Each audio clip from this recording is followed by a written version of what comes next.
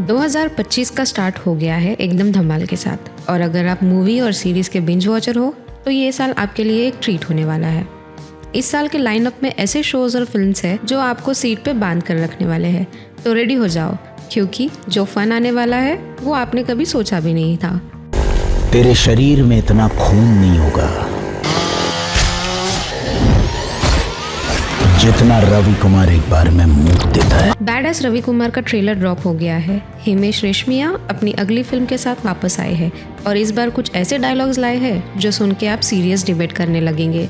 ये creative genius है या एक्सीडेंटल ब्रिलियंस? कुंडली में शनि, घी के साथ हनी और रवि कुमार से दुश्मनी सेहत के लिए हानिकारक हो सकती। ट्रेलर देख के एक बात तो क्लियर है, ये फिल्म 80s के मसाला सिनेमा की याद दिला रही है, और गुंडा स्टाइल।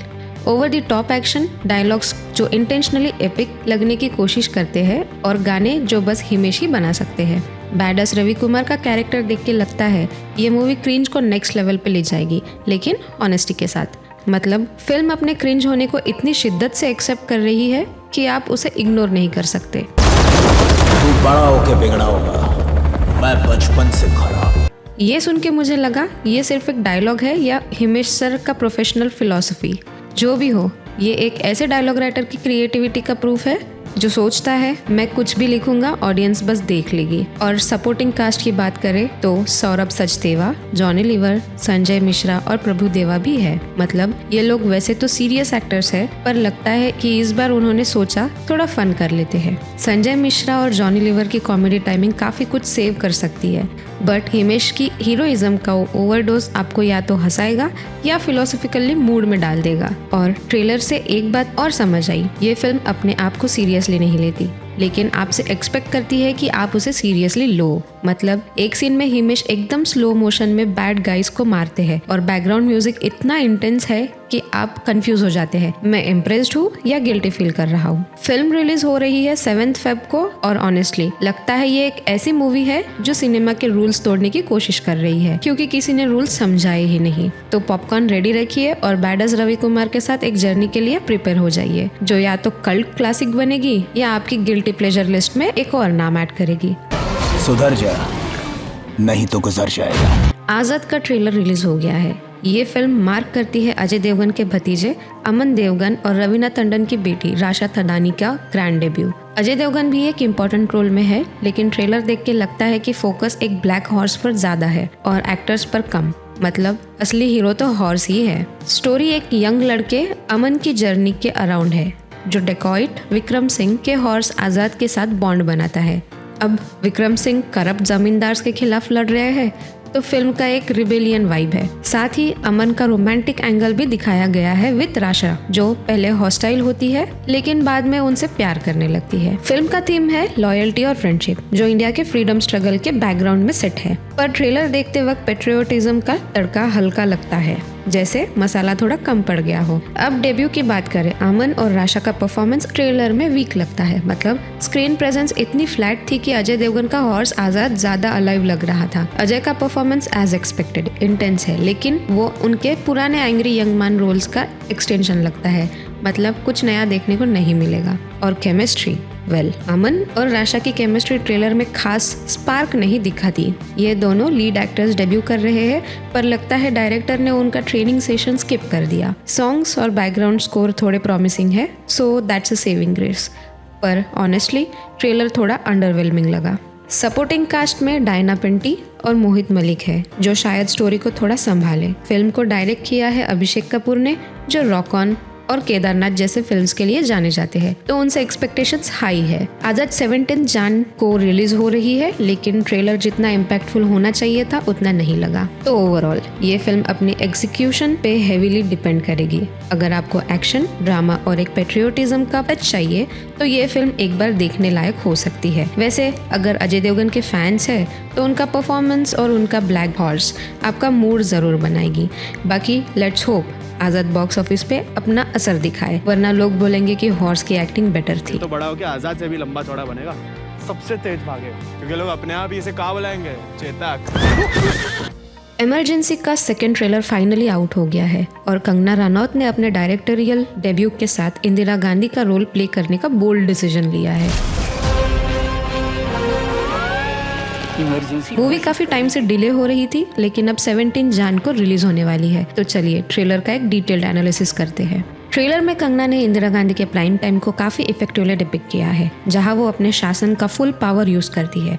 एक साइड पे अनुपम खेर है जो जयाप्रकाश नारायण का रोल प्ले कर रहे हैं। उनका एक लेटर दिखाया गया है जिसमें वो इंदिरा गांधी की रूलिंग के इम्पोर्टेंस और उनके डाउन साइड पर बात करते हैं। दूसरी तरफ श्रेयस तालपड़े यंग अटल बिहारी वाजपेयी के रोल में नजर आएंगे, जो डेमोक्रेसी के खतरे को देख रहे होते हैं। इमरजेंसी के डिक्लेरेशन के साथ ही सब कुछ केओस में चला जाता है। वायलेंस, प्रोटेस्ट और पॉलिटिकल टेंशन का सुनामी आता है। कंगना का पोर्ट्रेयल एज इंदिरा गांधी काफी स्ट्रॉन्ग और इम्पैक्टफुल लगता है। एक सीन में उनका डायलॉग है, इंदिरा इज इंडिया। बस एक लाइन में उनके कैरेक्टर के पावर और डोमिनेंस को समझा देता है। ऑनेस्टली कंगना का transformation from looks to voice modulation काबिले तारीफ है, लेकिन ट्रेलर के डायलॉग्स थोड़े मिक्स्ड रिएक्शन छोड़ते हैं। कभी कभी वो ओवरली ड्रामेटिक लगते हैं, जैसे कोई पॉलिटिकल टेक्स्ट बुक से लाइन उठाई हो।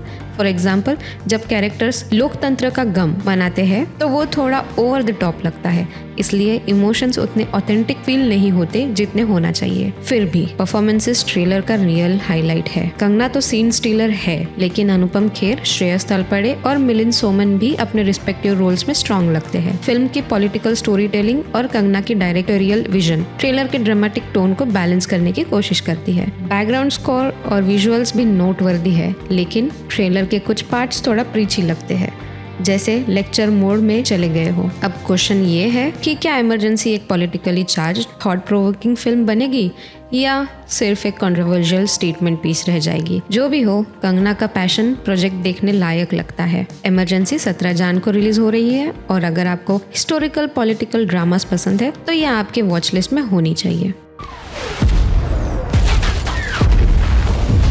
जंग शुरू हो चुकी है। दुश्मन को फना करने के लिए हमारे बहादुर फौजियों की पेश। स्काई फोर्स का ट्रेलर रिलीज हो गया है और अक्षय कुमार अपने पुराने देशभक्ति वाले अवतार में वापस आए हैं। ट्रेलर देख के लगता है कि फिल्म काफी इंटेंस होने वाली है। Based on true events, Akshay एक एयरफोर्स मिशन के लीडर के रूप में नजर आते हैं। इस फिल्म में डेब्यू कर रहे हैं वीर पहाड़िया और साथ में शरद केलकर और सारा अली खान भी है। अब स्टोरी की बात करें तो ट्रेलर का मेन फोकस है इंडिया वर्सेस पाकिस्तान के वॉर इश्यूज पर। डायलॉग्स भी काफी बोल्ड है। आग भरी आज वही आग हम सरगोदा पे बरसाएंगे और उन पाकिस्तानियों के पर खच्चे उड़ा देंगे। पर एक क्वेश्चन ये है, क्या ये फिल्म अक्षय कुमार के लॉस्ट बॉक्स ऑफिस ग्लोरी को वापस ला पाएगी? वेल, अभी के लिए ट्रेलर इसे गारंटी नहीं करता। एक बात तो है, अक्षय का ट्रैक रिकॉर्ड देशभक्ति फिल्म में स्ट्रॉन्ग रहा है। बेबी के रिलीजन के कॉलम में हम इंडियन लिखते हैं बोल्ड और कैपिटल में, या एयरलिफ्ट के इमोशनल मोमेंट्स याद करो, उन्होंने एक लेगेसी बनाई थी। पर इस बार जब अक्षय तेरा बाप हिंदुस्तान बोलते हैं तो वो सेम इंटेंसिटी और ग्रेविटास मिसिंग लगता है। ट्रेलर में सीरियसनेस और इमोशनल पंच थोड़ा कम था और डायलॉग्स वो रिपीटेटिव फील होते हैं। मतलब देशभक्ति में एक फ्रेशनेस लाना इम्पोर्टेंट है, वरना लगता है कि ये पहले सुना हुआ है। ऊपर से ट्रेलर का एडिट भी थोड़ा ऑफ लगता है और बैकग्राउंड स्कोर में वो एड्रेनालिन रश नहीं मिला जो आप इंडिया वर्सेस पाकिस्तान वाली पेट्रियोटिक फिल्म्स में एक्सपेक्ट करते हैं। इमेजिन अगर यूरी या बॉर्डर का म्यूजिक यहाँ होता तो इम्पैक्ट कितना ज्यादा होता। रिलीज डेट 24 जैन है, टाइमिंग परफेक्ट है। रिपब्लिक डे से पहले का हाइप काफी हेल्प कर सकता है, पर ऑनेस्टली ट्रेलर ने वो मूड सेट नहीं किया जो ऑडियंस को इंस्टेंटली हुक्ड कर दे। ये एक ऐसी फिल्म लग रही है जो पूरा पोटेंशियल तभी दिखाएगी अगर एग्जीक्यूशन फ्लॉलेस हो। तो ओवरऑल ट्रेलर में एक इम्पैक्ट की कमी जरूर है, पर अक्षय कुमार का कमबैक एक अलग एक्साइटमेंट लेकर आता है। अगर आप अक्षय के फैन हैं तो ये फिल्म देखने का प्लान बना सकते हैं। बस एक होप है कि फिल्म में वो मिसिंग वाव फैक्टर होगा जो ट्रेलर में दिख नहीं रहा।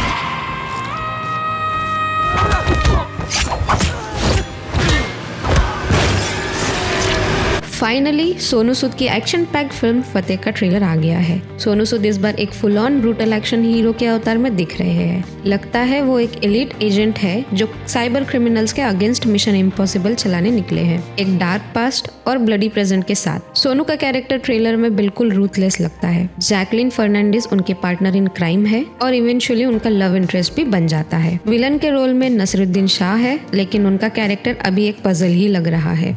ट्रेलर में सोनू सूद का फियर्स और स्कल्प्टेड फिजिक देखने को मिलता है। एक्शन सीक्वेंसेस के साथ उनकी डेडिकेशन क्लियरली विजिबल है। हर सीन में मार धाड़ का फुल डोज है और लगता है कि फिल्म में उनके कैरेक्टर की और भी डेप्थ एक्सप्लोर होगी। जैकलिन फर्नांडिस का रोल होपफुली सिर्फ एक क्लीशे की तक लिमिटेड ना हो, क्योंकि एक लेयर्ड कैरेक्टर होना चाहिए जो स्टोरी को एलिवेट करे। और विलन नसरुद्दीन शाह का कैरेक्टर बिल्कुल मिस्ट्री बॉक्स।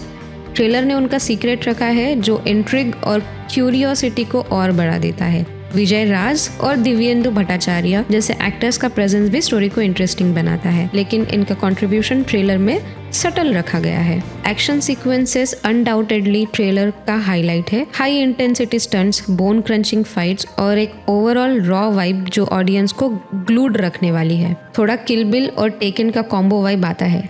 डायलॉग्स थोड़े सैसी है लेकिन ओवरडू नहीं किया गया है, जो एक अच्छी बात है। बैकग्राउंड स्कोर बिल्कुल ग्रिपिंग है और ट्रेलर की इंटेंसिटी को एम्पलीफाई करता है। सबसे इंटरेस्टिंग बात, ये सोनू सूद का डायरेक्टोरियल डेब्यू है और उन्होंने अपने करियर का एक बोल्ड स्टेप लिया है। अगर उन्होंने फिल्म को वैसे ही हैंडल किया जैसे एक्शन सीक्वेंसेस को, तो ये मूवी एक ब्लॉकबस्टर बन सकती है।